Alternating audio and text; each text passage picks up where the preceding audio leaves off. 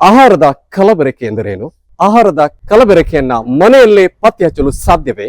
ಗ್ರಾಹಕರಿಗೆ ಅನ್ಯಾಯವಾದಾಗ ಅವರು ಎಲ್ಲಿ ಹೇಗೆ ನ್ಯಾಯವನ್ನ ಪಡೆಯಬೇಕು? ಇವೆರಡರಲ್ಲಿ ಯಾವುದು ಸಾಚ, ಯಾವುದು ಡೂಪ್ಲಿಕೇಟ್? ತಮ್ಮ ಪ್ರಕಾರ ಗ್ರಾಹಕ ಅಂದ್ರೆ ಯಾರು? ಇದು ಕನ್ಸ್ಯೂಮರ್ ಪ್ರೊಟೆಕ್ಷನ್ ಆಕ್ಟ್ ನ ಪ್ರಕಾರ ಪಟ್ಟಿ ಇರ್ತದೆ. ಅದರಲ್ಲಿ ಮೇನ್ ನಮ್ಗೆ ಹಾಗಾಗಿ ವೈಜ್ಞಾನಿಕ ಚಿಂತನೆ ಬಹಳ ಮುಖ್ಯ, ಮತ್ತೆ ಕಾಮನ್ ಸೆನ್ಸ್ ಕೂಡ ಮುಖ್ಯ. ಹನಿ ಮತ್ತೆ ಗೀ ಇದರಲ್ಲಿ ಕಲಬೆರಕೆ ಜಾಸ್ತಿ ಆಗಿದೆ ಎಂಬ ಮಾತು ಕೇಳಿ ಬರ್ತವೆ. ಇದು ಎಷ್ಟು ಮಟ್ಟಿಗೆ ನಿಜ? ನಾನು ಸ್ವಲ್ಪ ವಿಚಾರವಾದಿ ಆದ ಕಾರಣ ನಕ್ಕು ಬಿಟ್ಟೆ, ಆದ್ರೆ ಕೂಡ ಜನ ಹುಚ್ಚು ಬಿದ್ದು ತಗೊಳ್ತಾ ಇದ್ದಾರೆ. ಸರ್, ಇತ್ತೀಚೆಗೆ ಟೇಸ್ಟಿಂಗ್ ಪೌಡರ್ ಅಥವಾ ಅಜಿನೋಮೋಟೊ ಕರ್ನಾಟಕದಲ್ಲಿ ಬ್ಯಾನ್ ಆಗಿದೆ. ಆದ್ರೂ ನಿಮ್ ಪ್ರಕಾರ ಅದರ ಬಳಕೆ ಆಗ್ತಾ ಇದೆಯಾ? ನಿಮ್ ಪ್ರಕಾರ ಅದು ಅಪಾಯಕಾರಿ ಅಲ್ಲ? ಈ ಸ್ಟೇಟ್ಮೆಂಟ್ ಮಾಡ್ಲಿಕ್ಕೆ ನಿಮಗೆ ಏನಾದ್ರೂ ವೈಜ್ಞಾನಿಕ ಆಧಾರ ಇದೆಯಾ? ಈಗ ಪ್ರೊಫೆಸರ್ ಹೇಳೋ ಪ್ರಕಾರ ಯಾವ್ದು ಬ್ಯಾನ್ ಆಗ್ಬೇಕು ಅದು ಆಗ್ತಾ ಇಲ್ಲ, ಆದ್ರೆ ಹಲವಾರು ರೋಗಗಳ ಇಡೀ ಬಾಡಿಯೇ ಸಾಯ್ತದೆ. ಇನ್ನು ಆಯುರ್ವೇದ ಔಷಧಿಗಳಲ್ಲಿ ಇಂಥ ಅಂಶಗಳು ಕಂಡು ಬರೋ ಸಾಧ್ಯತೆ ಇರುತ್ತೆ. ಆಹಾರ ಕಲಬೆರಕೆಯನ್ನ ಮನೆಯಲ್ಲೇ ಪತ್ತೆ ಹಚ್ಚಲು ಸಾಧ್ಯವೇ? ಸಾಧ್ಯವಿದ್ರೆ ಯಾವ ರೀತಿ ಪತ್ತೆ ಹಚ್ಚಬಹುದು? ಅಂತ ನಾವು ತಿಂತಿರೋ ಐಸ್ ಕ್ರೀಮ್ ಎಷ್ಟು ಸೇಫ್ ಸರ್? ಅಡಲ್ಟರೇಟೆಡ್ ಅಂತ ರಿಪೋರ್ಟ್ ಬಂದು ನಾವು DC ಎದುರಿಗೆ ಕಂಪ್ಲೇಂಟ್ ಹಾಕಿದ್ದೇವೆ. ಈಗ ಕಲಬೆರಕೆ ಕಂಡು ಬಂದಲ್ಲಿ ಜನಸಾಮಾನ್ಯರು ಯಾರಿಗೆ ಮತ್ತು ಎಲ್ಲಿ ದೂರನ್ನ ನೀಡಬಹುದು? ನಮ್ಮ ಮಂಗಳೂರಿನಲ್ಲಿ ಕಲಬೆರಕೆಯನ್ನ ಪರೀಕ್ಷಿಸಲು ಸರ್ಕಾರದ ಲ್ಯಾಬ್ ಇದೆಯಾ ಸರ್? ಇತ್ತೀಚೆಗೆ ಒಂದು ಸುದ್ದಿ ವೈರಲ್ ಆಗಿತ್ತು. ವಾಟರ್ ಮೆಲನ್ಗೆ ಕೆಂಪು ಬಣ್ಣ ಬರಲು ಒಂದು ಕೃತಕ ಬಣ್ಣವನ್ನ ಇಂಜೆಕ್ಟ್ ಮಾಡಲಾಗ್ತಾ ಇದೆ ಅಂತ. ಇದು ಎಷ್ಟರ ಮಟ್ಟಿಗೆ ಸತ್ಯ ಸುಳ್ಳು ಎಂಬುದನ್ನ ಇದೀಗ ನಮ್ಮ ಸರ್ ನ ಲ್ಯಾಬ್ಗೆ ನಾವು ಹೋಗಿ ಇದನ್ನ ಪರೀಕ್ಷೆಯನ್ನ ಮಾಡ್ಲಿಕ್ಕಿದ್ದೇವೆ. ನೋಡಿ, ಬಂದಿದೆ ಸರ್, ಇದು ಬರ್ತಾ ಇದೆಯಲ್ಲ, ಇದರ ಅರ್ಥ ಇದು ಕಲಬೆರಕೆ ಆಗಿದೆ. ಆದ್ರೆ ಈಗ ನೋಡಿ, ಈಗ ಯಾರು ಏನು ಮಾತಾಡಬಹುದು, ಇಲ್ಲಿ ವೈಜ್ಞಾನಿಕವಾಗಿ ಅಧ್ಯಯನ ಮಾಡಿದಂತಹ ಇಲ್ಲಿ ನೀವು ಸ್ಪಷ್ಟವಾಗಿ ನೋಡಬಹುದು. ಯಾವುದೇ ವಿಷಯ ಗೊತ್ತಿಲ್ಲದೆ ಜನರನ್ನ ಯಾವ ರೀತಿ ಮರಣ ಮಾಡಬಹುದು, ಆದ್ರೆ ಸತ್ಯಾಂಶ ಏನು ಅಂತ ಹೇಳಿ ವಿಜ್ಞಾನವನ್ನ ಅರಿತವರು ಮಾತ್ರ ನಮಗೆ ಹೇಳಲು ಸಾಧ್ಯ. ಇಲ್ಲಿ ಸ್ಪಷ್ಟವಾಗಿ ಕಾಣ್ತದೆ, ಇಲ್ಲಿ ಜಾಸ್ತಿ ಕೆಂಪು ಇದೆ. ಮೇಲ್ನೋಟಕ್ಕೆ ಇದು ಸ್ಪಷ್ಟವಾಗಿ ಸಾಬೀತಾಗ್ತಾ ಇದೆ. ದಯವಿಟ್ಟು ಈ ಕಾರ್ಯಕ್ರಮ ನಮ್ಮ ಅಧಿಕಾರಿಗಳು ನೋಡ್ತಾ ಇದ್ರೆ ದಯವಿಟ್ಟು ಇತ್ತ ಗಮನ ಕೊಡಿ. ಇದರಲ್ಲಿ ಯಾವುದು ಒರಿಜಿನಲ್, ಯಾವುದು ಡೂಪ್ಲಿಕೇಟ್, ಇದರಲ್ಲಿ ಯಾವುದು ತೊಗರಿಬೇಳೆ ಅಲ್ಲ, ನನ್ಗಂತೂ ಗೊತ್ತಾಗ್ತಾ ಇಲ್ಲ ಸರ್. ನೀವೇ ಇದನ್ನ ವೈಜ್ಞಾನಿಕವಾಗಿ ನಮ್ಗೆ ವಿವರಿಸಿ ಹೇಳ್ಬೇಕು ಸರ್. ಇದು ಅಪಾಯಕಾರಿ. ಹೌದು, ಇದನ್ನು ಬ್ಯಾನ್ ಮಾಡಿದ್ದಾರೆ. ಆರೋಗ್ಯ ಅಧಿಕಾರಿಗಳು ಏನ್ ಮಾಡ್ತಾ ಇದ್ದಾರೆ? ಇದು ಅವರ ಕಣ್ಣಿಗೆ ಕಾಣ್ತಾ ಇಲ್ವಾ? ರಸ್ತೆ ಬದಿಯಲ್ಲಿ ಬಂದು ತಪಾಸಣೆ ಮಾಡ್ಲಿಕ್ಕೆ ಆಗುದಿಲ್ವಾ? ಇಂದು ವಿಶ್ವ ಗ್ರಾಹಕರ ದಿನ. ನಾವೆಲ್ಲರೂ ಒಂದಲ್ಲ ಒಂದು ರೀತಿಯಲ್ಲಿ ಗ್ರಾಹಕರೇ. ಕನ್ಸ್ಯೂಮರ್ ಇಸ್ ದ ಕಿಂಗ್ ಎಂಬ ಮಾತಿದೆ. ಆದ್ರೆ ಗ್ರಾಹಕ ಎಲ್ಲಿ ತನಕ ಎಚ್ಚೆತ್ತುಕೊಳ್ಳುವುದಿಲ್ವೋ ಅಲ್ಲಿ ತನಕ ಆತ ಕಿಂಗ್ ಆಗಲು ಸಾಧ್ಯನೇ ಇಲ್ಲ. ನಮಸ್ಕಾರ and welcome to Kudla vibes. ನಾನು ಆಂಟನಿ ಡಿಸೋಜ. ನಾವೆಲ್ಲರೂ ಅಂಗಡಿಯಿಂದ ದಿನಬಳಕೆಯ ವಸ್ತುಗಳನ್ನ ಕೊಂಡುಕೊಳ್ತೇವೆ. ಆದ್ರೆ ಅವುಗಳಲ್ಲಿ ಯಾವುದನ್ನು ನಂಬಬೇಕು, ಯಾವುದನ್ನು ಬಿಡಬೇಕು ಎಂಬುದು ಹಲವರ ದೊಡ್ಡ ಜಿಜ್ಞಾಸೆ. ಅದರಲ್ಲೂ ಇತ್ತೀಚೆಗೆ ತಿರುಪತಿ ದೇಗುಲದ ಪ್ರಸಾದದ ಲಡ್ಡುವಿನಲ್ಲಿ ದನದ ಕೊಬ್ಬಿನಾಂಶವಿದೆ ಎಂಬ ವರದಿ ವೈರಲ್ ಆದಂತೆ ಎಲ್ಲರೂ ಚಿಂತೆಗೀಡಾಗಿದ್ದಾರೆ. ಹಾಗಾದರೆ ಆಹಾರದ ಕಲಬೆರಕೆ ಎಂದರೇನು? ಆಹಾರದ ಕಲಬೆರಕೆಯನ್ನ ಮನೆಯಲ್ಲೇ ಪತ್ತೆ ಹಚ್ಚಲು ಸಾಧ್ಯವೇ? ಹಾಗಿದ್ರೆ ಅದನ್ನು ಹೇಗೆ ಪತ್ತೆ ಹಚ್ಚಬೇಕು? ಗ್ರಾಹಕಗಳಾದ ನಮ್ಮ ಹಕ್ಕುಗಳೇನು? ಮತ್ತು ಗ್ರಾಹಕಗಳಿಗೆ ಅನ್ಯಾಯವಾದಾಗ ಅವರು ಎಲ್ಲಿ ಹೇಗೆ ನ್ಯಾಯವನ್ನ ಪಡೆಯಬೇಕು? ಎಲ್ಲ ವಿಚಾರವಾಗಿ ಇಂದಿನ ವಿಡಿಯೋದಲ್ಲಿ ನಾವು ನಿಮಗೆ ಮಾಹಿತಿಯನ್ನ ನೀಡಲಿದ್ದೇವೆ. ಅದೇ ರೀತಿ ಇತ್ತೀಚೆಗೆ ಕಲ್ಲಂಗಡಿ ಹಣ್ಣು ಕೆಂಪಾಗಿ ಮಾಡಲು ಅದಕ್ಕೆ ಕೃತಕ ಬಣ್ಣವನ್ನ ಇಂಜೆಕ್ಟ್ ಮಾಡಲಾಗ್ತಾ ಇದೆ ಎಂಬ ಸುದ್ದಿ ವೈರಲ್ ಆಗ್ತಾ ಇದೆ. ಇದರಲ್ಲಿ ಎಷ್ಟು ಸತ್ಯಾಂಶವಿದೆ, ಎಷ್ಟು ಸುಳ್ಳಿದೆ, ಇದನ್ನ ನಾವಿಂದು ಸಾಬೀತುಪಡಿಸಲಿದ್ದೇವೆ. ಅದೇ ರೀತಿ ತೊಗರಿಬೇಳೆ ಮಾರುಕಟ್ಟೆಯಲ್ಲಿ ಕಿಲೋಗ್ರಾಂಗೆ 260 ರೂಪಾಯಿ ಇದೆ. ಆದ್ರೆ ಅದೇ ತೊಗರಿಬೇಳೆ ರಸ್ತೆ ಬದಿಯಲ್ಲಿ 120 ರೂಪಾಯಿಗೆ ಲಭ್ಯವಿದೆ. ಹಾಗಿದ್ರೆ ಇವೆರಡರಲ್ಲಿ ಯಾವುದು ಸಾಚ, ಯಾವುದು ಡೂಪ್ಲಿಕೇಟ್? ಇದನ್ನು ಕೂಡ ನಾವು ನಿಮ್ಮ ಮುಂದೆ ಇವತ್ತು ಸಾಬೀತುಪಡಿಸಲಿದ್ದೇವೆ. ಇದನ್ನ ಪರೀಕ್ಷಿಸಲು ನಾನು ಮಂಗಳೂರಿನ ಒಂದು ಲ್ಯಾಬಿಗೆ ಬಂದಿದ್ದೇನೆ. ಈ ಲ್ಯಾಬ್ ಯಾರ್ದು ಗೊತ್ತಾ? ಇದು ನಿಮ್ಮೆಲ್ಲರಿಗೂ ಚಿರಪರಿಚಿತರಾಗಿರುವ ಮಂಗಳೂರಿನ ವಿಚಾರವಾದಿ ಸಂಘದ ಅಧ್ಯಕ್ಷರಾಗಿರುವ ಪ್ರೊಫೆಸರ್ ನರೇಂದ್ರ ನಾಯಕ್. ಪ್ರೊಫೆಸರ್ ನರೇಂದ್ರ ನಾಯಕರ ಬಗ್ಗೆ ಪರಿಚಯ ಮಾಡಿಕೊಡುವ ಅಗತ್ಯ ಇಲ್ಲ, ಏಕೆಂದರೆ ತಮ್ಮ 75ರ ಹರೆಯದಲ್ಲೂ ರಾಜ್ಯವಿಡೀ ಸುತ್ತಾಡಿ ವೈಜ್ಞಾನಿಕ ಮನೋಭಾವದ ಚಿಂತನೆಗಳನ್ನ ಜನರಲ್ಲಿ ಹಾಗೂ ಪ್ರತ್ಯೇಕವಾಗಿ ವಿದ್ಯಾರ್ಥಿಗಳಲ್ಲಿ ಬಿತ್ತನೆ ಮಾಡುವ ಕಾಯಕದಲ್ಲಿ ತಮ್ಮನ್ನೇ ತೊಡಗಿಸಿಕೊಂಡಿದ್ದಾರೆ. ಪ್ರೊಫೆಸರ್ ಕುಡ್ಲ ವೈಬ್ಸ್ ಚಾನೆಲ್ಗೆ ಹಾಗೂ ಇಂದಿನ ಸಂವಾದ ಕಾರ್ಯಕ್ರಮಕ್ಕೆ ತಮಗೆ ಹಾರ್ದಿಕ ಸ್ವಾಗತ. ನಮಸ್ಕಾರ ಸರ್. ಇಂದು ವಿಶ್ವ ಗ್ರಾಹಕರ ದಿನ. ತಮ್ಮ ಪ್ರಕಾರ ಗ್ರಾಹಕ ಅಂದ್ರೆ ಯಾರು? ನನ್ನ ಪ್ರಕಾರ ಅಲ್ಲ, ಎಲ್ಲರ ಪ್ರಕಾರ ಗ್ರಾಹಕ ಇಲ್ಲವೇ ಕನ್ಸ್ಯೂಮರ್ ಅಂದ್ರೆ there are two things. One is consumers of goods, other is consumer of services. ಇದು ಕನ್ಸ್ಯೂಮರ್ ಪ್ರೊಟೆಕ್ಷನ್ ಆಕ್ಟ್ ನ ಪ್ರಕಾರ one who pays for and uses or intends to use those goods or services ಅಂತ ಉಂಟು. ಆದ್ರೆ ನಾವು ಇದನ್ನ ಶುರು ಮಾಡುವಾಗಲೇ we have taken the idea that even when you are a citizen of this country, ನೀವು ಕನ್ಸ್ಯೂಮರ್ಸ್ ಆಫ್ ಸರ್ವಿಸಸ್ ಅಂತ. So we have taken a very broad view. Of course consumer protection act doesn't agree with that. ಅವರ ಪ್ರಕಾರ ಎರಡೇ, ಯಾವುದು consumers of goods, consumers of services, where direct payment is made or intended to B. ಹಾಗೆ okay okay, ಸರಿ sir. ಈಗ ನೀವು goods ಮತ್ತೆ services ಅಂತ ಎರಡು ವಿಧ ಹೇಳಿದ್ರಿ. ಹೌದು. ಈಗ ಗ್ರಾಹಕ ಅಂತ ಹೇಳಿದಾಗ ಗ್ರಾಹಕನಿಗೆ ಇರುವ ಹಕ್ಕುಗಳು ಯಾವ್ದು ಸರ್? ಒಂದು ರೈಟ್ ಆಫ್ ಚಾಯ್ಸ್, ಇನ್ನೊಂದು right to information, right to redressal, ಹಾಗೆ ಒಂದು 10 ಹಕ್ಕುಗಳ ಪಟ್ಟಿ ಇರ್ತದೆ. ಅದರಲ್ಲಿ ಮೇನ್ ನಮಗೆ right of choice, right of information, ಈ ಎರಡರ ಬಗ್ಗೆ ನಾವು ಹೆಚ್ಚು ತಲೆ ಕೆಡಿಸ್ಕೊಳ್ಳುವ ಅಗತ್ಯ ಇದೆ. ರೈಟ್ ಟು ರಿಡ್ರೆಸಲ್ ಆಮೇಲೆ ಬರ್ತದೆ, ಇವುಗಳ ಉಲ್ಲಂಘನೆ ಆದಾಗ. ಆ right to information RTI act ನಡಿಯಲ್ಲೂ ಕವರ್ ಆಗಿದೆ. ಸೊ ಒಂದು 10 ಹಕ್ಕುಗಳ ಪಟ್ಟಿ ಇದೆ. ಆದರೆ ಅದರಲ್ಲಿ 2-3 ನಮಗೆ ವೆರಿ ಇಂಪಾರ್ಟೆಂಟ್. ಆ right to goods and services of comparable quality, reasonable price, ಅದು ಕೂಡ ಅಲ್ಲಿ ಬರ್ತದೆ. ಎರಡನೇದು information, right to information about the goods and services that we use. ಮೂರನೇದು ಇವುಗಳ ಉಲ್ಲಂಘನೆ ಆದಲ್ಲಿ ಪರಿಹಾರ ಪಡೆಯುವ ಹಕ್ಕು. ಸೊ ಈ 3 ಇಂಪಾರ್ಟೆಂಟ್ ರೈಟ್ಸ್. ಸರಿ ಸರ್. ಈಗ ಗ್ರಾಹಕ ಅಂದ್ರೆ ಆಹಾರದ ವಿಷಯದಲ್ಲಿ ಎಲ್ಲರೂ ಗ್ರಾಹಕರೇ, ಹೌದು. ಯಾಕಂದ್ರೆ ಎಲ್ಲರೂ ಆಹಾರ ಪದಾರ್ಥಗಳನ್ನ ಕೊಂಡುಕೊಳ್ತಾರೆ. ಹೌದು. ಆದ್ರೆ ಇತ್ತೀಚಿನ ವರ್ಷಗಳಲ್ಲಿ ಆಹಾರದಲ್ಲಿ ಕಲಬೆರಕೆ ಹೆಚ್ಚಾಗಿದೆ. ಒಂದು ಅಂದಾಜಿನ ಪ್ರಕಾರ 70% ಕಲಬೆರಕೆ ಆಹಾರದಲ್ಲಿ ಕಂಡು ಬರ್ತಾ ಇದೆ. ಇದರ ಬಗ್ಗೆ ಏನ್ ಹೇಳ್ತೀರಿ ಸರ್? ಇದು ಏನೆಂದರೆ ಸೊಫಿಸ್ಟಿಕೇಟೆಡ್ ಕಲಬೆರಕೆ ಕೂಡ ಜಾಸ್ತಿ ಆಗಿದೆ. ಬೇರೆ ಬೇರೆ ವೆರಿ ಕ್ರೂಡ್ ಕಲಬೆರಕೆ ಇರ್ತದೆ, ಸೊಫಿಸ್ಟಿಕೇಟೆಡ್ ಕಲಬೆರಕೆ ಇರ್ತದೆ. ಈ ಸೊಫಿಸ್ಟಿಕೇಟೆಡ್ ಕಲಬೆರಕೆ ಕೂಡ ಜಾಸ್ತಿ ಆಗ್ತಾ ಬಂದಿದೆ. ತತ್ಕಾರಣ ಇನ್ವೆಸ್ಟಿಗೇಷನ್ ಮೆಥಡ್ಸ್ ಕೂಡ ಹೆಚ್ಚು ಬೆಟರ್ ಆಗಿವೆ. ತತ್ಕಾರಣ NLI ಇವರು ನಿಮ್ಮ statistics is based on market surveys are ಸೀಸ್ ಮಾಡಿದ ಗೂಡ್ಸ್ನ ಮೇಲೆ. ಸೊ ಅದು ಆ್ಯಕ್ಚುಲಿ ಎಷ್ಟು ಅಂತ ಹೇಳಲಿಕ್ಕೆ ಆಗೋದಿಲ್ಲ. May be less, may be little more. ಆದರೆ ನೀವು ಹೇಳುವ ಸ್ಟಾಟಿಸ್ಟಿಕ್ಸ್ ಉಂಟಲ್ಲ, ಅದು ಮಾರ್ಕೆಟ್ ಸರ್ವೇಸ್ ಮೇಲೆ ಯಾ ಸೀಸ್ ಗೂಡ್ಸ್ನ ಮೇಲೆ ಸೀಸ್ ಮಾಡಿರ್ತಾರಲ್ಲ, NLC ಕಳಿಸ್ತಾರೆ, ಅದರಲ್ಲಿ ಇಷ್ಟು % ಅಂತ ಬಂದಿದೆ. ಸರಿ ಸರ್. ಈಗ ಕೆಲ ವರ್ಷಗಳ ಹಿಂದೆ ಪ್ಲಾಸ್ಟಿಕ್ ರೈಸ್ ಅಥವಾ ಪ್ಲಾಸ್ಟಿಕ್ ಅಕ್ಕಿ ಅಂತ ಒಂದು ದೊಡ್ಡ ಸುದ್ದಿ ವೈರಲ್ ಆಗಿತ್ತು. ಅದರಲ್ಲಿ ಏನಾದ್ರು ಸತ್ಯಾಂಶ ಇತ್ತಾ ಸರ್? ಇಲ್ಲ, ಅದನ್ನಾಗಲೇ ಎಕ್ಸ್ಪೋಸ್ ಮಾಡಿದ್ದೇವೆ ನಾವು. ಆ್ಯಕ್ಚುಯಲ್ ರೈಸನ್ನು ಕಂಡು ಹುಡುಕುವುದು ಹೇಗೆ, ಪ್ಲಾಸ್ಟಿಕ್ ರೈಸನ್ನು ಕಂಡು ಹುಡುಕುವುದು ಹೇಗೆ ಅಂತೇಳಿ ತೋರಿಸಿದೆವು. ಅದಲ್ಲದೆ ಯಾವ ಮೂರ್ಖನೂ ಅಂಥ ರೇಟ್ನ ಪ್ಲಾಸ್ಟಿಕ್ಕಿಂದ ರೈಸ್ ಮಾಡ್ಲಿಕ್ಕೆ ಹೋಗ್ಲಿಕ್ಕಿಲ್ಲ. ಯಾಕಂದ್ರೆ ಪ್ಲಾಸ್ಟಿಕ್ ಬೆಲೆ ರೈಸ್ಗಿಂತ ಜಾಸ್ತಿ ಇದೆ. ಹೌದು, ಜಾಸ್ತಿ ಇದೆ. ಹೌದು. ಹಾಗಾಗಿ ವೈಜ್ಞಾನಿಕ ಚಿಂತನೆ ಬಹಳ ಮುಖ್ಯ, ಮತ್ತೆ ಕಾಮನ್ ಸೆನ್ಸ್ ಕೂಡ ಮುಖ್ಯ ಇದನ್ನ ಅರ್ಥ ಮಾಡ್ಲಿಕ್ಕೆ, ಅಲ್ವಾ ಸರ್? ಸರಿ. ಅದರ ನಂತರ ಈ ಹನಿ ಮತ್ತೆ ಗೀ, ಇದರಲ್ಲಿ ಕಲಬೆರಕೆ ಜಾಸ್ತಿ ಆಗಿದೆ ಎಂಬ ಮಾತು ಕೇಳಿ ಬರ್ತದೆ. ಇದು ಎಷ್ಟು ಮಟ್ಟಿಗೆ ನಿಜ ಸರ್? ಗೊತ್ತುಂಟು, ಹನಿ ಕಲಬೆರಕೆ ಮಾಡಲಿಕ್ಕೆ ಬಹಳ ಸುಲಭವಾದ ವಸ್ತು. Honey is basically hydrolysate of sucrose. Okay. Sucrose ಅಂದ್ರೆ ಕಾಮನ್ಲಿ ಅವೈಲೇಬಲ್ ಸಕ್ಕರೆ. ಅದನ್ನು ಈ ಹನಿ ಬೀಗಳು ತಮ್ಮ ಬಾಯಲ್ಲಿ ತಕೊಂಡು ತಮ್ಮ ಸಲೈವವನ್ನು ಮಿಕ್ಸ್ ಮಾಡಿ ಆಮೇಲೆ ಅದನ್ನು ಫರ್ಮೆಂಟೇಷನ್ ಇಟ್ಟಾಗ ಇನ್ವರ್ಟೇಸ್ ಎಂಬ ಎನ್ಸೈಮ್ ಆಕ್ಟ್ ಮಾಡಿ ಅದನ್ನು ಗ್ಲೂಕೋಸ್ ಅಂಡ್ ಫ್ರಕ್ಟೋಸ್ ಆಗಿ ಸ್ಪ್ಲಿಟ್ ಮಾಡ್ತೀವಿ. ಸೇಮ್ ವೇ ಅದೇ ಸಕ್ಕರೆಗೆ ನೀವು ಆ್ಯಸಿಡ್ ಹಾಕಿ ಅದನ್ನು ಬಾಯ್ಲ್ ಮಾಡಿದರೆ ಸೇಮ್ ಪ್ರೋಸೆಸ್ ವಿಲ್ ಹ್ಯಾಪನ್ ಅಷ್ಟೇ. ಆದರೆ ಇದು ಅಟ್ ರೂಮ್ ಟೆಂಪರೇಚರ್. ಆ್ಯಸಿಡ್ ಹೈಡ್ರಾಲಿಸ್ ಮಾಡಬೇಕಾದ್ರೆ ಹೀಟ್ ಮಾಡಬೇಕಾಗ್ತದೆ. ಸೊ ಆ ಹನಿಯ ಕಲಬೆರಕೆ ಕಂಡು ಹುಡುಕಲಿಕ್ಕೆ ಅಷ್ಟು ಸುಲಭ ಅಲ್ಲ. ಅದಕ್ಕೆ ಸೊಫಿಸ್ಟಿಕೇಟೆಡ್ ಮೆಥಡಾಲಜಿ ಬೇಕು. ಆದರೆ ಅದು ನಡೀತಾ ಉಂಟು. ಯಾಕಂದರೆ ಸಕ್ಕರೆ ಪಾಕಕ್ಕೂ ಹನಿಗೂ ಇರುವ ಡಿಫ್ರೆನ್ಸ್ ತುಂಬ ಉಂಟಲ್ಲ. ಆಮೇಲೆ ಹನಿಯ ಸೋರ್ಸ್ ಬಗ್ಗೆ, ಅದು ಈ ಪರ್ಟಿಕ್ಯುಲರ್ ಸೋರ್ಸಿಂದ ಬಂದದ್ದು ಅಂತೇಳಿ ಅದು ಕೂಡ ಮಾಡ್ತಾರೆ. ಉದಾಹರಣೆಗೆ ಮೆಲುಕ ಹನಿ ಅಂತ ಇದೆ ಆಸ್ಟ್ರೇಲಿಯಾದ್ದು, that is suppose to be the best honey. ಅದೇ ಇಲ್ಲಿ ಕೂಡ ಆ ಫ್ಲವರಿಂದ ಮಾಡಿದ್ದು, ಈ ಫ್ಲವರಿಂದ ಮಾಡಿದ್ದೆಲ್ಲ ಹೇಳ್ತಾರೆ. ಬಟ್ ಅದರಲ್ಲಿ ಸಿಂಥೆಟಿಕ್ ಅದನ್ನು ಎಕ್ಸ್ಟ್ರಾಕ್ಟ್ಸ್ ಹಾಕ್ತಾರಾ ಅದಾಗ ಗೊತ್ತಿಲ್ಲ. ಏನಿಲ್ಲ ಹಾಗೆ. ಸೊ ಒಂದು ಜೇನುತುಪ್ಪ, ಇನ್ನೊಂದು ತುಪ್ಪ, ಈ ಎರಡೂ ಜನರು ಅಧಿಕವಾಗಿ ಬಳಸುವಂತಹ ಪದಾರ್ಥಗಳು. ತುಪ್ಪದ ವಿಷಯಕ್ಕೆ ಬಂದಾಗ ಎಷ್ಟು ಮಟ್ಟಿಗೆ ಕಲಬೆರಕೆ ಇದೆ ಸರ್? ತುಪ್ಪದ ಮಟ್ಟಿಗೆ ಹೇಳುವುದಾದರೆ ಈ ಸೋ ಕಾಲ್ಡ್ ವನಸ್ಪತಿ ಇದೆಯಲ್ಲ, which is hydrogenated vegetable oil, ಅದರದ್ದು ಬರ್ತದಲ್ಲ, ಅದು ತುಪ್ಪಕ್ಕೆ ಸಿಮಿಲರ್ ಇದೆ. It is solid at room temperature, has no colour. So ತುಪ್ಪಕ್ಕೆ ಅದನ್ನು ಆ್ಯಡ್ ಮಾಡಿ ಮಿಕ್ಸ್ ಮಾಡಿ ಅದನ್ನು ತುಪ್ಪ ಅಂತ ಮಾಡಲಿಕ್ಕೆ ಸುಲಭ. ತತ್ ಕಾರಣ ಅದಕ್ಕೆ ಗೌರ್ಮೆಂಟ್ ರೂಲ್ ಮಾಡಿದೆ 5% ಸಿಸಮ್ ಆಯಿಲ್ ಹಾಕಬೇಕಂತ. So detection is very easy.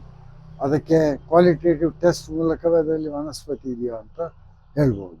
ಆದರೆ ಈಗ ತುಂಬ ಸೊಫಿಸ್ಟಿಕೇಟೆಡ್ ಟೆಸ್ಟ್ಗಳಿವೆ, ಎಷ್ಟು ಪರ್ಸೆಂಟ್ ಎಡಿಷನ್ ಆಗಿದೆ ಅಂತ ಕೂಡ ಕಂಡು ಹುಡುಕ್ಬೋದು. ಸೊ ಅಂಥದಕ್ಕೆ ಕೇಸ್ಗಳು ಕೆಲವು ಬಂದಿತ್ತು. ಇನ್ಫ್ಯಾಕ್ಟ್ ನಾನು ಸ್ವಲ್ಪ ವಿಚಾರವಾದಿ ಆದ ಕಾರಣ ನಕ್ಕು ಬಿಟ್ಟೆ.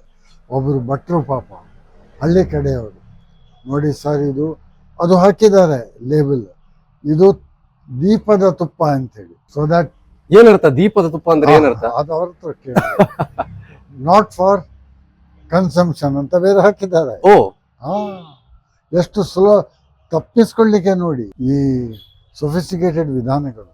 ಆ ಬಟ್ಟೆ ತಗೊಂಡು ನಾನು ಹೇಳಿದೆ ನಿಮ್ಮ ದೇವರಿಗೆ ಯಾವ ತುಪ್ಪ ಆದರೆ ಏನು ಮಾಡಿ ದೀಪ ಹೊಡೆದ್ರೆ ಆಯ್ತಲ್ವ, ಮತ್ತೇನು ಅನ್ಸಿದ್ದು ಬೇಜಾರು ಅನ್ಸಿದ್ದು, ತೊಂದರೆ ನಾನು ನಮ್ಮ ದೇವರು ಅವರೊಂದು ಫೇತ್ ಇರ್ಬೋದಲ್ವ ಅಂತ ಟೆಸ್ಟ್ ಮಾಡಿದರೆ ಅದು ಆಲ್ಮೋಸ್ಟ್ ಪ್ಯೂರ್ ಇದೆ ವನಸ್ಪತಿ. ಅದಕ್ಕೆ ಸ್ವಲ್ಪ ತುಪ್ಪವನ್ನು ಹಾಕಿ ಇಟ್ಟಿದ್ದಾರೆ ಅಷ್ಟೇ. ಆಮೇಲೆ ಹೇಳಿದವರಿಗೆ ಅಂದರೆ ಅದು ಹಾಫ್ ರೇಟಿಗೆ ಅವೈಲೇಬಲ್. ಅದೇ ಈ ತುಪ್ಪದಲ್ಲಿ ಇನ್ನೂ ಬೇರೆ ಕಲಬೆರಕೆ ಏನೆಂದರೆ ಆ A2 ಮತ್ತು A1 ತುಪ್ಪ ಅಂತ ಇದೆ, ಅದು A2 ಅಂತ ಕ್ಲೇಮ್ ಮಾಡಿ A1 ಅನ್ನ ಹಾಕೋದು ಹಾಗೆ. ಸೊ ಅದು ಆಕ್ಚುಲಿ ಅದು ತುಪ್ಪವನ್ನು A2 A1 ಯಾವುದಂತ ಕಂಡುಹಿಡಿಯಲಿಕ್ಕೆ ಸಾಧ್ಯವೇ ಇಲ್ಲ. ಆದರೂ A2ಗೆ ತುಂಬ ರೇಟ್, A2 ತುಪ್ಪ ಅಂತೇಳಿ ಹಾಕ್ತಾರೆ ಹಾಗೆ. ಸೊ ಈ A1 A2 ಕೇಸಿನ್ ಅದು ಆಕ್ಚುಲಿ ಅದಕ್ಕೂ ತುಪ್ಪಕ್ಕೂ ಯಾವ ಸಂಬಂಧವಿಲ್ಲ. ಆದರೆ ಕೂಡ ಜನ ಹುಚ್ಚು ಬಿದ್ದು ತಗೊಳ್ತಾ ಇದ್ದಾರೆ, ಅವರಿಗೆ ಬಿದ್ದದ್ದು. ಯಾಕೆಂದರೆ ಆಹಾರ ಕಲಬೆರಕೆ ನಿಯಂತ್ರಣ ಕಾಯ್ದೆಯಲ್ಲಿ A2 ಇಂದ A1ಗೆ ಲೇಬಲ್ ಮಾಡಬಾರ್ದಂತ ಬಂದಿತ್ತು, ಅದು ಮತ್ತೆ ಬಿಡ್ರೋ ಆಯಿತು. ಆದರೆ ಅದರಲ್ಲಿ ಯಾವ ಟೆಸ್ಟ್ ಇಲ್ಲ ಕಂಡು ಹುಡುಕಲಿಕ್ಕೆ. ಸೊ ಅದು ಇನ್ನೊಂದು. ಆಮೇಲೆ ಬಫೆಲೋ ಗೀ ಮತ್ತು ಕೌಸ್ ಗೀ ಮಿಕ್ಸ್ ಮಾಡಿ, ಕೌ ಗೀಗೆ ಎಲ್ಲೋ ಕಲರ್ ಇದೆ, buffalo ghee white colour. So ಅದೆರಡನ್ನು ಮಿಕ್ಸ್ ಮಾಡುವುದು, ಅದರಿಂದ ಯಾವುದೇ ಆರೋಗ್ಯಕ್ಕೆ ಹಾನಿ ಇಲ್ಲ. ಆದರೆ ಪ್ರೈಸ್ ಡಿಫರೆನ್ಸ್ ಉಂಟಲ್ಲ, ಅದಕ್ಕಾಗಿ ಕಲಬೆರಕೆ ಮಾಡ್ತಾರೆ. ಅದು ಕಲಬೆರಕೆ ಅಂತ ಹೇಳಲಿಕ್ಕೆ ಸಾಧ್ಯ ಉಂಟಾ ಇಲ್ಲ ಅದು ನನಗೆ ಗೊತ್ತಿಲ್ಲ. ಓಕೆ ಸರಿ ಸರ್. ಈಗ ಜೇನುತುಪ್ಪ ತುಪ್ಪ ಎರಡರಲ್ಲಿ ಕಲಬೆರಕೆ ಆಗುವ ಸಾಧ್ಯತೆಗಳಿವೆ. ಈಗ ಎಣ್ಣೆಯ ವಿಚಾರಕ್ಕೆ ಬಂದಾಗ, ಅಂದ್ರೆ ಅಡುಗೆ ಎಣ್ಣೆಯ ವಿಚಾರಕ್ಕೆ ಬಂದಾಗ ಎಷ್ಟರ ಮಟ್ಟಿಗೆ ಕಲಬೆರಕೆ ಆಗ್ತಾ ಇದೆ? ನೋಡಿ, ಒಂದು ಅದರಲ್ಲಿ ಮಿಕ್ಸ್ ಮಾಡಬಹುದಾದದ್ದು ಮಿನರಲ್ ಆಯಿಲ್, ಲಿಕ್ವಿಡ್ ಪ್ಯಾರಾಫಿನ್ ಅಂತ ಹೇಳ್ತಾರೆ. ಅದು ಮಿಕ್ಸ್ ಆದರೆ ಅದು ಇದೆ ಹೈಡ್ರೋಕಾರ್ಬನ್, ಇದು ಟ್ರೈಗ್ಲಿಸರೈಡ್. ಸೊ ಅದು ಕಂಡು ಹುಡುಕ್ಲಿಕ್ಕೆ ಅಂತ ಏನು ದೊಡ್ಡ ಕಷ್ಟ ಇಲ್ಲ. ಅದಕ್ಕೆ ಆಲ್ಕಲಿ ಹೈಡ್ರಾಲಿಸಿಸ್ ಟೆಸ್ಟ್ ಅಂತ ಉಂಟು, ಮತ್ತೆ ಫ್ಯಾಟಿ ಆಸಿಡ್ ಕಾಂಪೋಸಿಷನ್ ಉಂಟು. ಮತ್ತೆ ಒಂದು ಟೈಮಲ್ಲಿ 2 oils could not be mixed. PFA ಪ್ರಕಾರ it has to be labelled and sold as that. Coconut oil coconut, palm ಅಂದರೆ ಪಾಮ್, ನೆಲಕಡಲೆ ನೆಲಕಡಲೆ. ಈಗೇನು ಮಾಡಿದ್ದಾರೆ, ಮಿಕ್ಸರ್ ಇಸ್ ಅಲೌಡ್. ಸೊ ಆ ಮಿಕ್ಸರ್ ಪರ್ಸೆಂಟೇಜಲ್ಲೂ ಆಟ ಆಡ್ಬೋದು. ಪೊಮೇಸ್ ಆಯಿಲ್ ಅಂತ ಕೊಡ್ತಾರೆ, ಆಲಿವ್ ಆಯಿಲ್ ಅಂತ ಕೊಡ್ತಾರೆ, ಆಲಿವ್ ಆಯಿಲ್ ಮಿಕ್ಸರ್ ಅಂತ ಕೊಡ್ತಾರೆ. ಸೊ ಇದೆಲ್ಲ ಆಹಾರ ಮಿಕ್ಸರ್ ಅಂತ ಹೇಳ್ಬೋದು. ಎಡಲ್ಟ್ರೇಷನ್ ಅಂತ ಟೆಕ್ನಿಕಲಿ ಹೇಳ್ಬಹುದಾದರೂ it's more of a mixer than a hormone ಪ್ರೈಸ್ಗಾಗಿ ಹಾಗೆ. ಸೊ ಇದು ಎಣ್ಣೆಗಳ ವಿಷಯ ಬರುತ್ತೆ. ಸರ್, ಇತ್ತೀಚೆಗೆ ಟೇಸ್ಟಿಂಗ್ ಪೌಡರ್ ಅಥವಾ ಅಜಿನೋಮೋಟೊ ಕರ್ನಾಟಕದಲ್ಲಿ ಬ್ಯಾನ್ ಆಗಿದೆ. ಆದ್ರೂ ನಿಮ್ ಪ್ರಕಾರ ಅದರ ಬಳಕೆ ಆಗ್ತಾ ಇದೆಯಾ? ನೋಡಿ, Ajinomoto is something called as monosodium glutamate, monosodium salt of glutamic acid.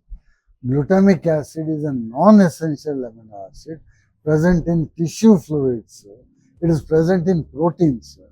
ನೀವು ಅದನ್ನ ಅಲ್ಲಿ ಬ್ಯಾನ್ ಮಾಡಿದ್ರೆ ಬಾಡಿ ಬ್ಯಾನ್ ಮಾಡ್ತದೆ ಅದನ್ನು.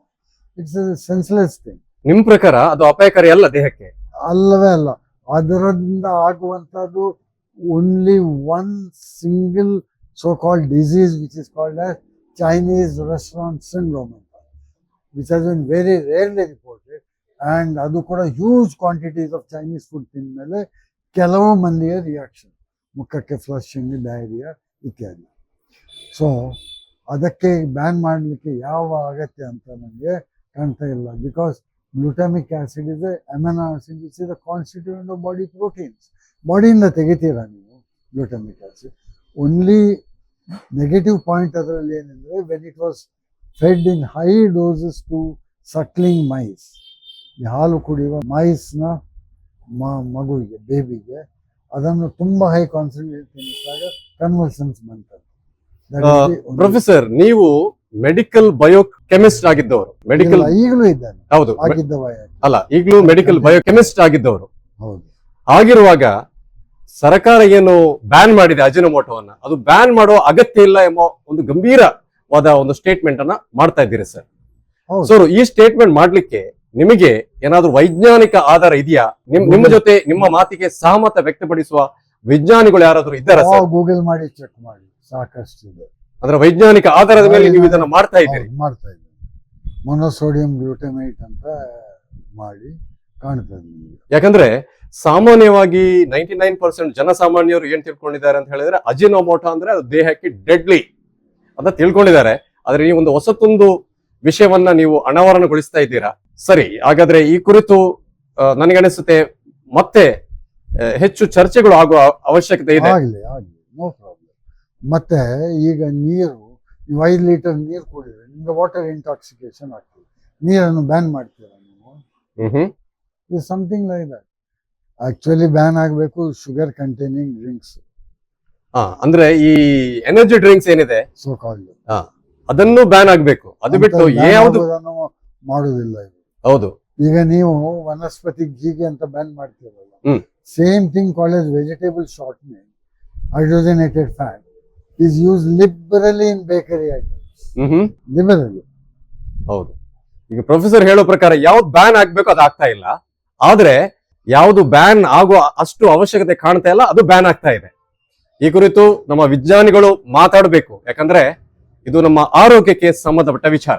ಇನ್ನು ಪ್ರೊಫೆಸರ್, ಈ ಕಲಬೆರಕೆ ನಮ್ಮ ದೇಹದ ಮೇಲೆ ಯಾವ ರೀತಿ ಅಡ್ಡ ಪರಿಣಾಮ ಉಂಟು ಮಾಡುತ್ತೆ ಮತ್ತು ಎಷ್ಟು ಅದು ಅಪಾಯಕಾರಿಯಾಗಿದೆ? ನೋಡಿ, ಇದರಲ್ಲಿ you can start from metal poisoning to poisoning with bacteria.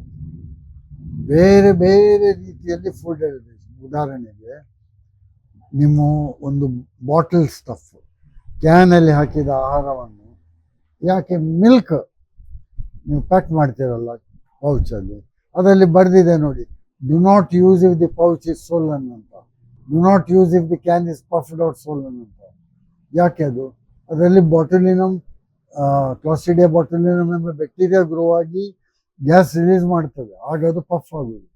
ಅದು ಡೆಡ್ಲಿ ಪಾಯ್ಸನ್, ಬಾಟುಲಿನಮ್ ಟಾಕ್ಸಿನ್. ಕೆಲವು ಟೀ ಸ್ಪೂನ್ ಪ್ಯೂರಿಫೈಡ್ ಟಾಕ್ಸಿನ್ ಇಡೀ ಜಗತ್ತಿನ ಪಾಪ್ಯುಲೇಷನ್ ಕೊಲ್ಲಿಕ್ಕೆ ಸಾಕು.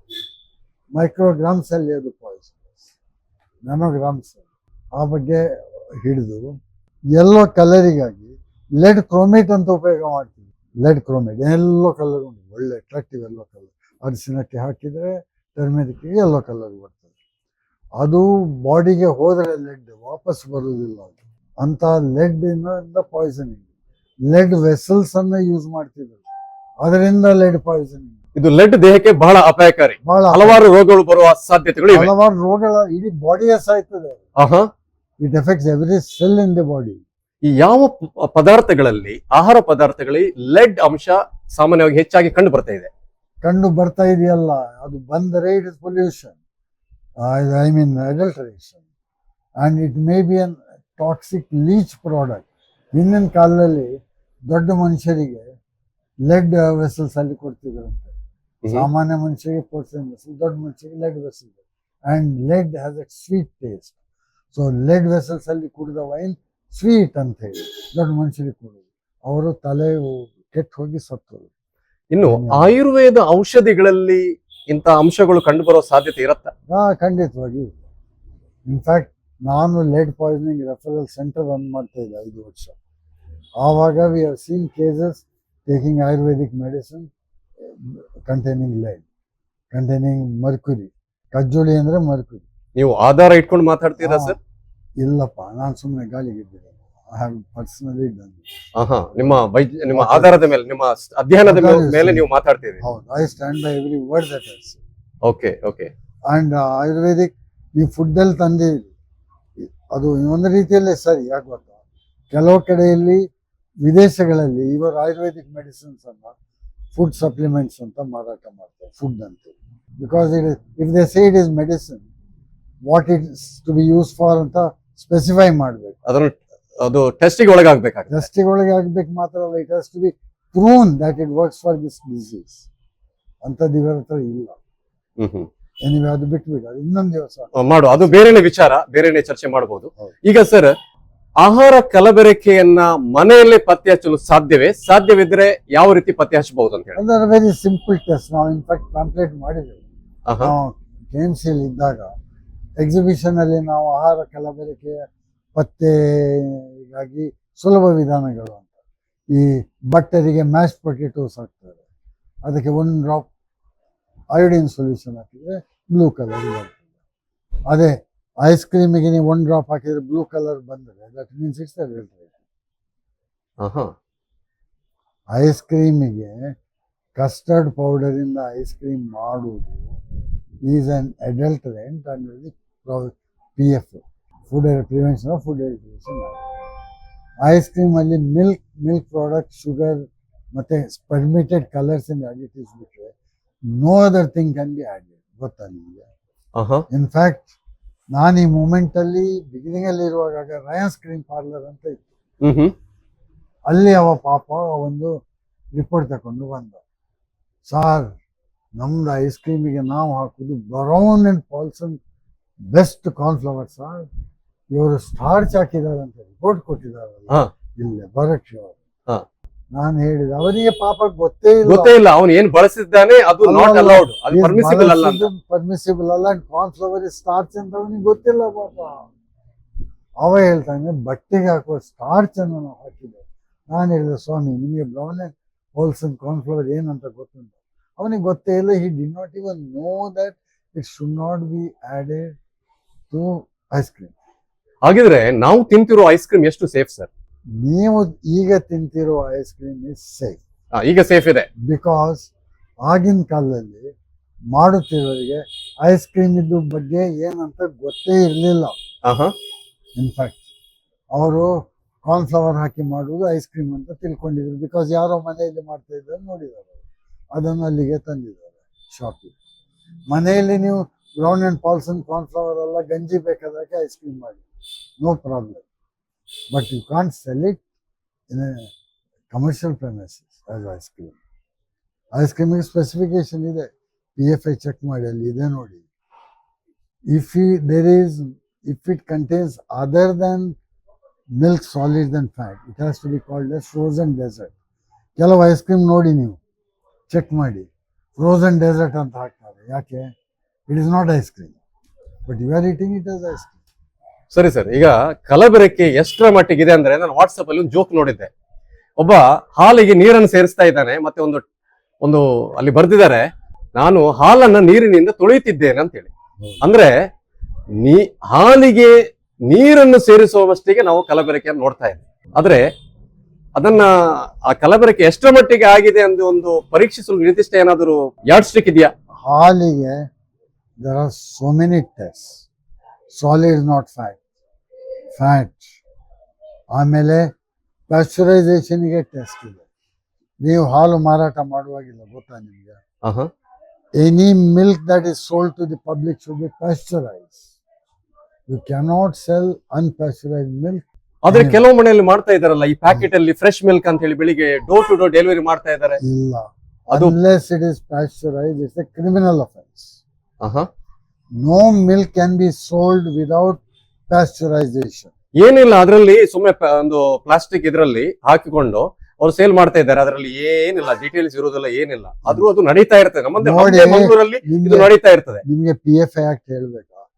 Any milk that is not labelled will be treated as buffalo milk and the standards applicable to buffalo milk will be applicable. ಎಂದರೆ ಅದರಲ್ಲಿ 7% fat ಇರಬೇಕು. ಅದಕ್ಕಿಂತ ಕಮ್ಮಿ ಇದ್ರೆ ಇಟ್ಸ್ ಕನ್ಸಿಡರ್ಡ್ ಅಡಲ್ಟ್ರೇಟೆಡ್. ಗೊತ್ತಾ? ಕಾನೂನು ಸ್ಪಷ್ಟವಾಗಿದೆ, ಆದ್ರೆ ಅದರ ಉಲ್ಲಂಘನೆ ನಡೀತಾ ಇದೆ. ಆದ್ರೆ ಅಧಿಕಾರಿಗಳು ಇತ್ತ ಕಡೆ ಗಮನ ಕೊಡ್ತಾ ಇಲ್ಲ. ನೋಡಿ, ಇನ್ಫ್ಯಾಕ್ಟ್ ಎಲ್ಲಿವರೆಗೆ ಅಂದರೆ ಒಂದ್ಸರಿ ನಾವು ಮ್ಯಾಂಗ್ಳೂರ್ ಮಿಲ್ಕ್ ಡೈರಿ ಹಾಗೆ ಇಲ್ಲಿ ಅದು ಲೋಕಲ್ ಲೆವೆಲ್ ಅಲ್ಲಿ ಅದು ಕೋಆಪರೇಟಿವ್ ಆಗಿತ್ತು, ಫೆಡರೇಷನ್ ಕೂಡ ಅಲ್ಲ. ಆಗ ನಾವು ಮಿಲ್ಕ್ ಸೀಸ್ ಮಾಡಿ ಅಡಲ್ಟ್ರೇಟೆಡ್ ಅಂತ ರಿಪೋರ್ಟ್ ಬಂದು ನಾವು DC ಎದುರಿಗೆ ಕಂಪ್ಲೇಂಟ್ ಹಾಕಿದ್ದೇವೆ. ಆಗ ಪಬ್ಲಿಕ್ ಕುಡ್ ನಾಟ್ ಪ್ರಾಸಿಕ್ಯೂಟ್. ಆಮೇಲೆ ಅಮೆಂಡ್ಮೆಂಟ್ ಬಂತು. DC was the chairman of milk dairy and also the chairman of city corporation. So ಈ ರಿಪೋರ್ಟ್ ಎದುರಿಗೆ ಬಂದಾಗ as the chairman of corporation he would be suing himself as the chairman of ಇದು dairy. ಅದು ಇರಿ ಅಂತ ಅಲ್ಲಿ ಇಟ್ಬಿಡ್ತಾರೆ. ಓ ಹೋ ಹೋ. ಬಿಕಾಸ್ ಫ್ಯಾಟ್ ಕಂಟೆಂಟ್ ಕಮ್ಮಿ ಮಾಡೋದು, ಫ್ಯಾಟ್ ಅನ್ನ ಸ್ಕಿಮ್ ಮಾಡಿ ಹೋಟೆಲ್ಗಳಿಗೆ ಮಾರಾಟ ಮಾಡೋದು ತುಪ್ಪಕ್ಕೆ. ಓ. ಅದು ರಿಲೀಸ್ ಆದ್ಮೇಲೆ ಕುಡಿತೀರಿ, ಫ್ಯಾಟ್ ಕಂಟೆಂಟ್ ಬಗ್ಗೆ ನಿಮ್ಗೆ ಏನ್ ಗೊತ್ತು? ಕುಡಿತೀರಿ, ಕುಡಿದ ಮೇಲೆ ಅಲ್ಲಿ ಎವಿಡೆನ್ಸ್ ಇದೆಯಾ? ಇಲ್ಲ. ಕರೆಕ್ಟ್. ಈಗ I know that, I expose it. Okay, ಈಗ ಸರ್, ಈಗ ಕಲಬೆರಕೆ ಕಂಡು ಬಂದಲ್ಲಿ ಜನಸಾಮಾನ್ಯರು ಯಾರಿಗೆ ಮತ್ತು ಎಲ್ಲಿ ದೂರನ್ನ ನೀಡಬಹುದು? ನೋಡಿ, municipal local authority, municipal corporation health department is the one, और पंचायत इधर panchayat health office, they are the authorities for prosecution. But PFA ಗೆ ಅಮೆಂಡ್ಮೆಂಟ್ ಆಗಿದೆ ಲಾಂಗ್ ಬ್ಯಾಕ್, 86 ಅಲ್ಲಿ ಕಾಣ್ತದೆ, ಅಲ್ಲ 84 ಅಲ್ಲ.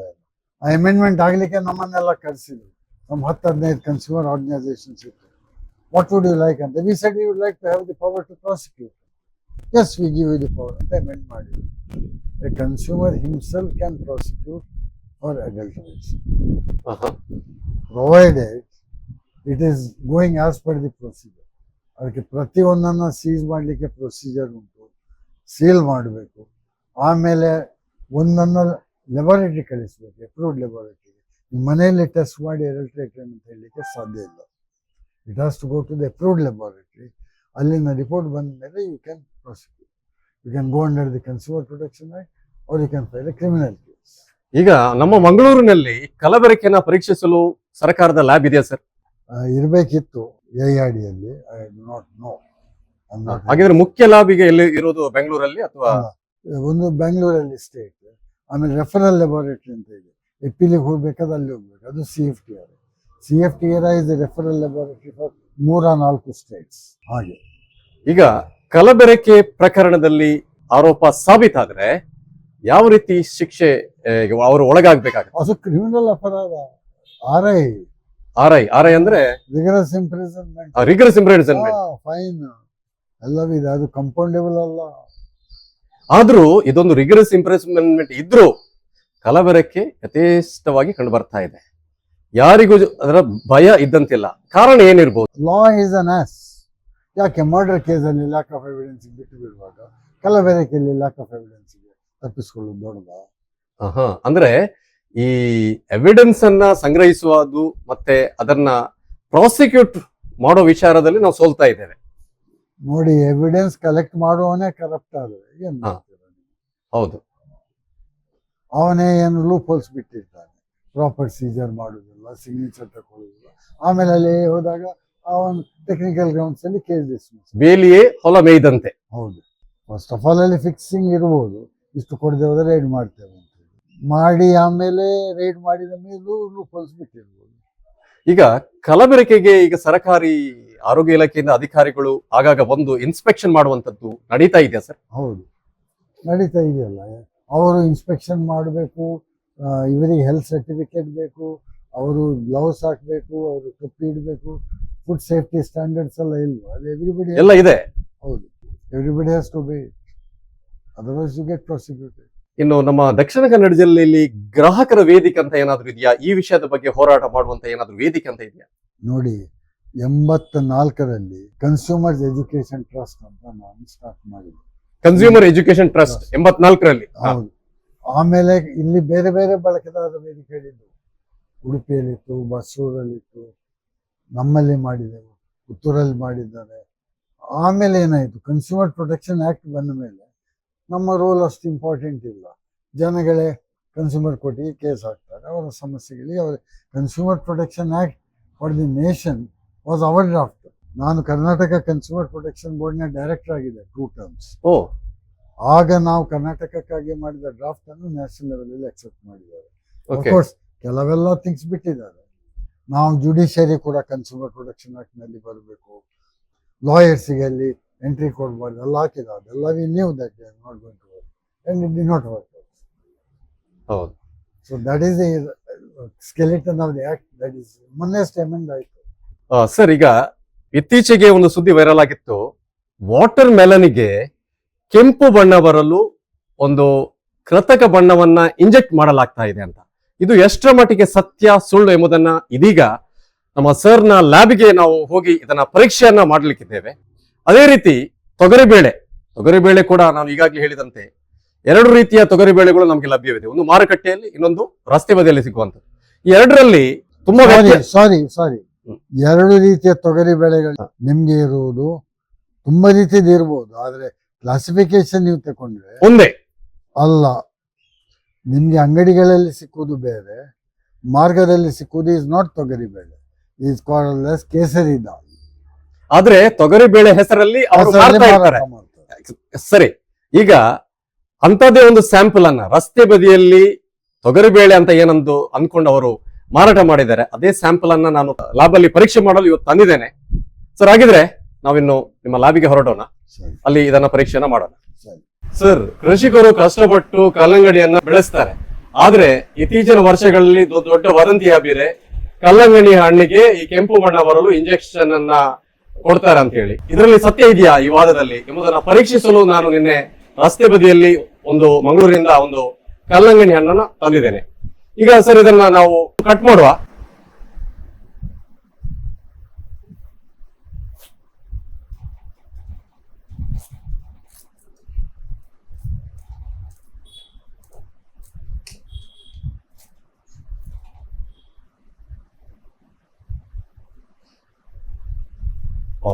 ಬಹಳ ಕೆಂಪಾಗಿದೆ, ನೀವು ನೋಡ್ಬೋದು.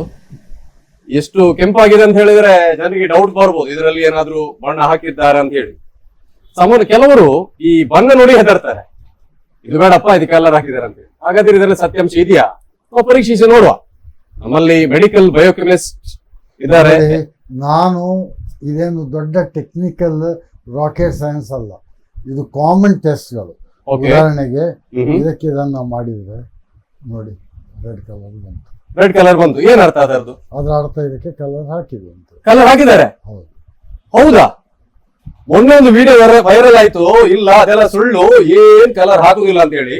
ಈಗ ನೀವು ಹೇಳ್ತಾ ಇದ್ದೀರಾ ಸರ್, ಕಾಟನ್ ಇಂದ ನನ್ಗೊಂದು ಸಣ್ಣ ಕಾಟನ್ ತುಂಡು ಕೊಡಿ ಸರ್.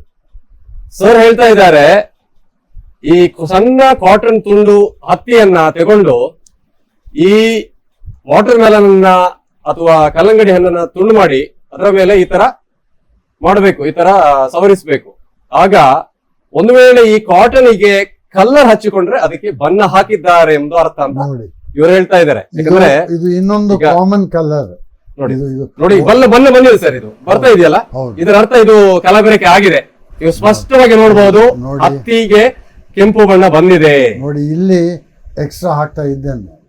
ಇದು ನೀವು ಹಾಕುತ್ತಿರೋ ಎಂತ ಬಣ್ಣ ಸರ್? ಇದು ವಾಟರ್ ಮೆಲನ್ ಕಲರ್ ಅಂತ ಹೇಳ್ತಾರೆ. ಓಕೆ, ವಾಟರ್ ಮೆಲನ್ ನೀವು ಕಲರ್ ಅನ್ನ ಸೇರಿಸ್ತಾ ಇದ್ದೀರಿ. ಎರಿಥ್ರೋಸಿನ್ ಅಂತ.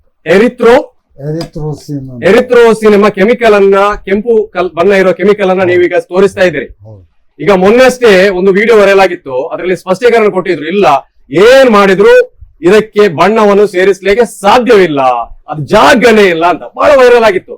ಆದ್ರೆ ಈಗ ನೋಡಿ, ಈಗ ಯಾರು ಏನು ಮಾತಾಡಬಹುದು, ಇಲ್ಲಿ ವೈಜ್ಞಾನಿಕವಾಗಿ ಅಧ್ಯಯನ ಮಾಡಿದಂತಹ ಸಾಕ್ಷಿ ಸಮೇತ ಮಾತಾಡುವ ಪ್ರೊಫೆಸರ್ ಇದ್ದಾರೆ ನೋಡಿ. ಇದನ್ನ ನಾನು ಇಂಜೆಕ್ಟ್ ಮಾಡ್ಲಿಕ್ಕೆ ಹೋಗ್ಲಿಲ್ಲ, ಇದರ ಮೇಲೆ ಪೋರ್ ಮಾಡಿದ್ದೀರಿ. ಹೌದು, ಈಗ ಸ್ವಲ್ಪ ಇದಾಗಿ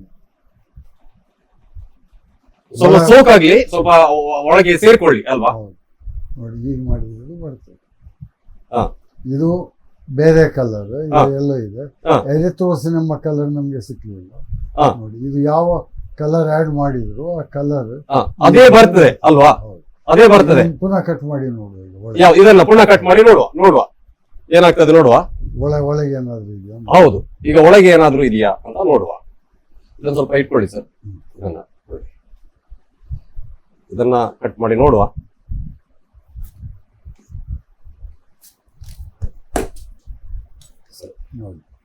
ಈಗ ಇದನ್ನ ತುಟ್ಟು ಮಾಡ್ಬೇಕಾ ಮತ್ತೆ? ಬೇಡ, ಇಲ್ಲಿ ಮತ್ತೆ ಇಲ್ಲಿಗೆ ನಿಮ್ ಕಲರ್ ಡಿಫರೆನ್ಸ್ ಕಾಣೋದಿಲ್ವಾ? ಹೌದು, ಕಾಣುತ್ತೆ.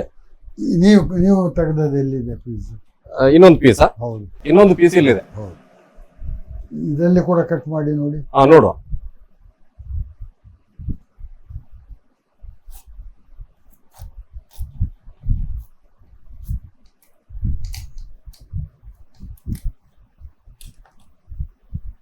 ನೋಡಿ, ಇದಕ್ಕೂ ಹೇಗೆ ಸ್ಪ್ರೆಡ್ ಆಗಿದೆ.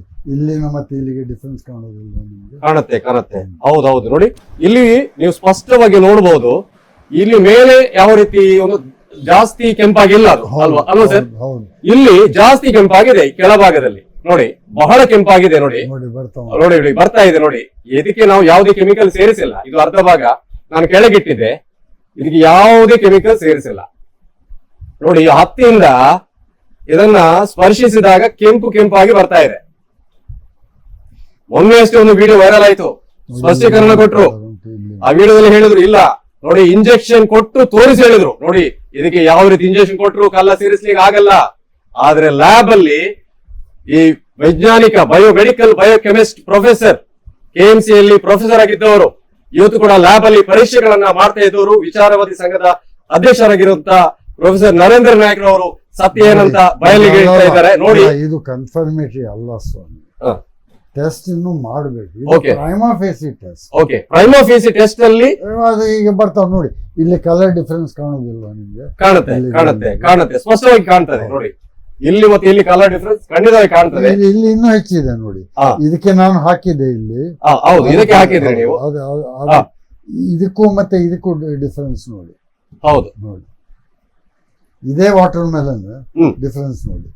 ಹೌದು, ಆದ್ರೆ ಒಂದು ಅಂಶ ಸರ್ ಕ್ಲಾರಿಫಿಕೇಶನ್ ನೀವು ಕೊಡ್ಬೇಕು. ಮೊನ್ನೆ ಒಬ್ರು ವಿಡಿಯೋ ಮಾಡಿ ಹೇಳಿದ್ರು, ಇಂಜೆಕ್ಷನ್ ತುತ್ತಿದ್ರು ಮತ್ತೆ ಹೇಳಿದ್ರು ನೋಡಿ ಈ ವಾಟರ್ ಮೆಲನ್ ನ ರಚನೆ ಯಾವ ರೀತಿ ಇದೆ ಅಂತ ಹೇಳಿದ್ರೆ ಅದಕ್ಕೆ ಇಂಜೆಕ್ಷನ್ ಕೊಟ್ರು ಅದು ಬಣ್ಣ ಒಳಗೆ ಸೇರುದಿಲ್ಲ ಅಂತ ಹೇಳಿದ್ರು. ಇದು ನಿಜನಾ ಸರ್? ಅದು ಸೇರಿಸಬಹುದು, ಈಗ ಇಲ್ಲಿ ಸೇರಿಲ್ಲ. ಹೌದು, ಮೇಲೆ ಹಾಕಿದ್ರು ಅದು ಹೀರ್ಕೊಂಡಿತ್ತಲ್ಲ, ಅದು ಒಳಗೆ ಹೋಯ್ತಲ್ಲ, ನಾವೇ ನೋಡಿದ್ರಿ. ಅಂದ್ರೆ ಯಾವುದೇ ವಿಷಯ ಗೊತ್ತಿಲ್ಲದೆ ಜನರನ್ನ ಯಾವ ರೀತಿ ಮರಣ ಮಾಡಬಹುದು, ಆದ್ರೆ ಸತ್ಯಾಂಶ ಏನು ಅಂತ ಹೇಳಿ ವಿಜ್ಞಾನವನ್ನ ಅರಿತವರು ಮಾತ್ರ ನಮಗೆ ಹೇಳಲು ಸಾಧ್ಯ. ಫಿಲ್ಟರ್ ಪೇಪರ್ ಇಂದ ಚೆಕ್ ಮಾಡಿ. ಈಗ ಸರ್ ಹೇಳೋ ಪ್ರಕಾರ ಇದು ಪ್ರೈಮಾ ಫೇಸಿ ಅಲ್ಲ, ಪ್ರೈಮಾ ಫೇಸಿ ಅವ್ರು ಹೇಳಿದ್ರು ಪ್ರೈಮಾ ಫೇಸಿ ಇದಕ್ಕೆ ಬಣ್ಣ ಹಾಕಿದ್ದಾರೆ ಅಂತ ಕಾಣ್ತಾ ಇದೆ ಅಂತ ಅವ್ರು ಹೇಳ್ತಾ ಇದ್ದಾರೆ. ಯಾಕಂದ್ರೆ ಇದರ ಈ ಕಾಟನ್ ಅಲ್ಲಿ ಮುಟ್ಟಿ ನೋಡುವಾಗ ಆದ್ರೆ ಹೆಚ್ಚಿನ ಅಧ್ಯಯನ ನಡೆಯುವ ಅಗತ್ಯ ಇದೆ ಅಂತ ಅವ್ರು ಹೇಳ್ತಾ ಇದ್ದಾರೆ.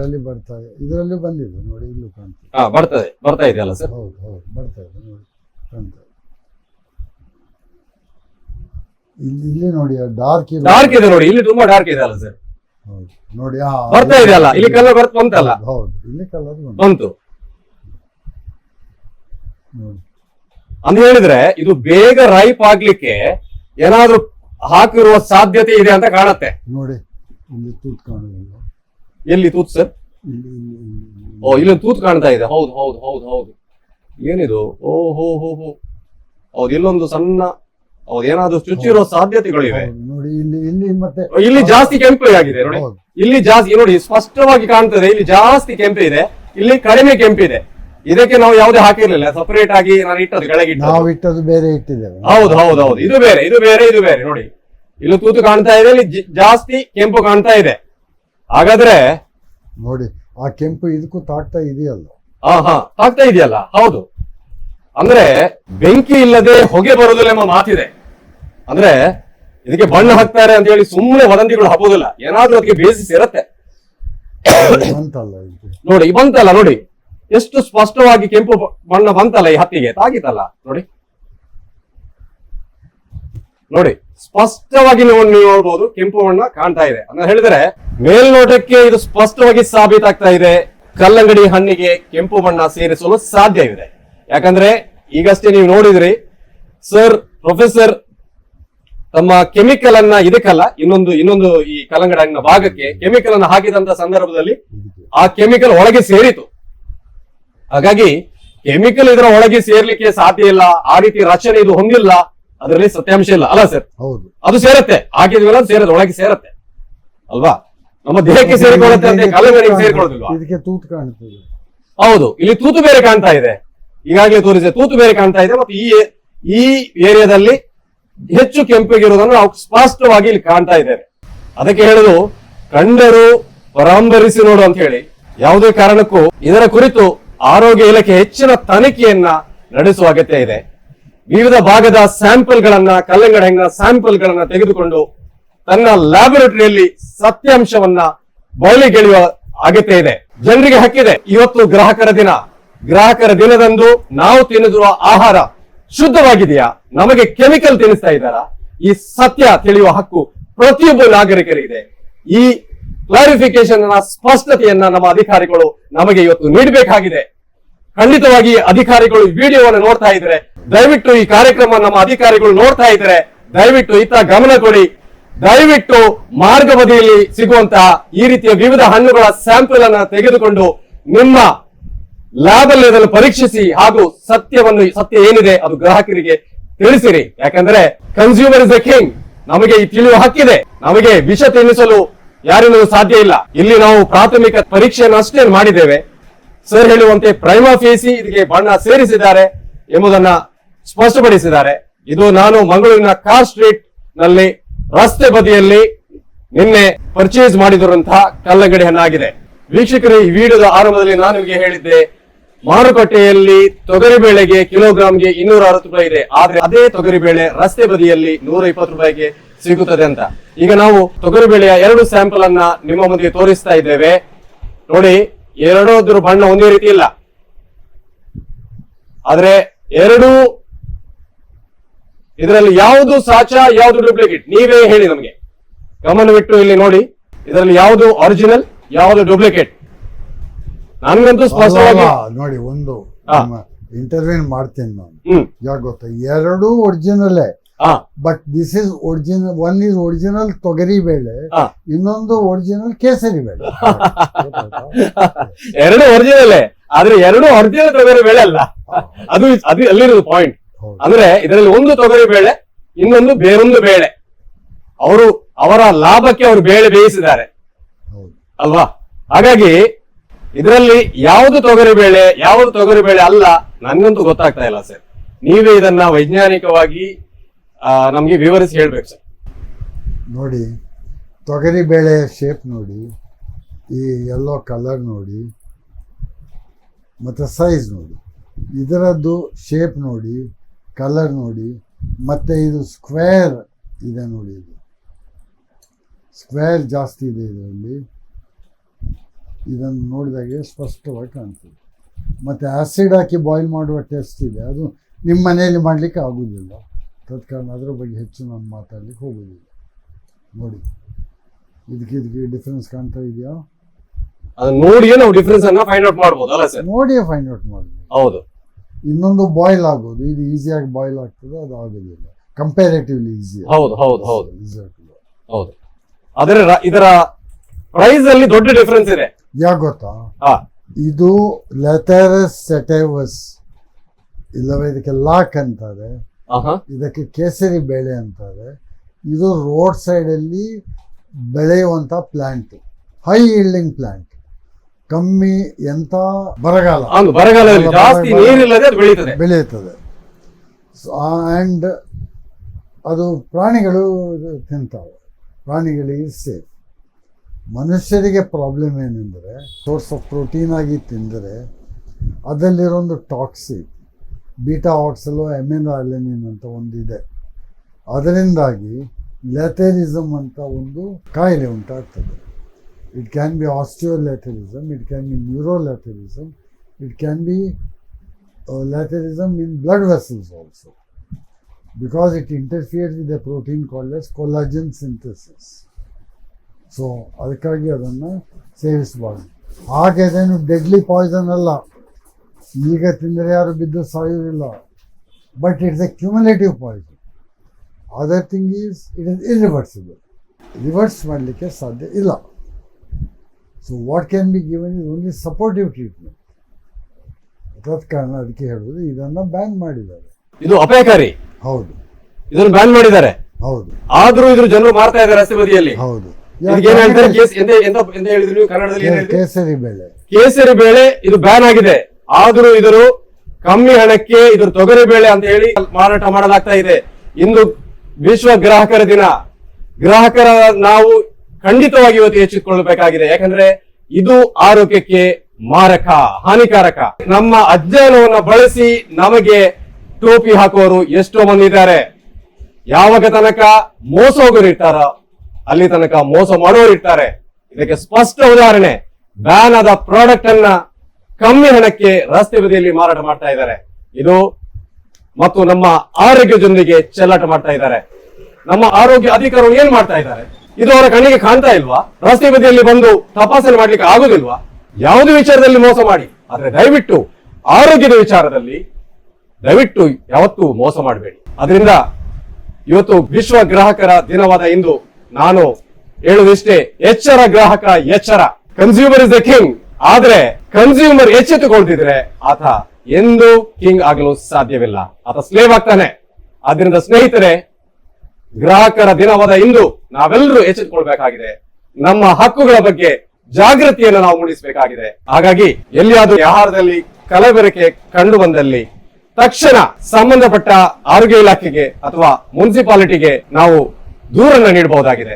ಇದುವರೆಗೆ ಈ ಆಹಾರದ ಕಲಬೆರಕೆ ಹಾಗೂ ಗ್ರಾಹಕರ ಹಕ್ಕುಗಳ ಬಗ್ಗೆ ನಮಗೆ ವಿಸ್ತೃತವಾದ ಮಾಹಿತಿಯನ್ನು ನೀಡಿದ ಪ್ರೊಫೆಸರ್ ನರೇಂದ್ರ ನಾಯ್ಕ್ ನಿಮಗೆ ನಮ್ಮ ಕುಡ್ಲ ವೈಬ್ಸ್ ಚಾನೆಲ್ ನ ವೀಕ್ಷಕರ ಪರವಾಗಿ ಹೃತ್ಪೂರ್ವಕ ವಂದನೆಗಳು ಸರ್. ಸ್ನೇಹಿತರೆ, ಈ ಕಾರ್ಯಕ್ರಮ ನಿಮಗೆ ಇಷ್ಟವಾದಲ್ಲಿ ಕುಡ್ಲ ವೈಬ್ಸ್ ಚಾನೆಲ್ಗೆ ಸಬ್ಸ್ಕ್ರೈಬ್ ಆಗಿ, ಲೈಕ್, ಶೇರ್, ಕಮೆಂಟ್ ಮಾಡಲು ಮರೆಯದಿರಿ. ಇಂತಹುದೇ ಉತ್ತಮ ಕಾರ್ಯಕ್ರಮದೊಂದಿಗೆ ಮತ್ತೆ ಭೇಟಿಯಾಗೋಣ. ವಂದನೆಗಳು.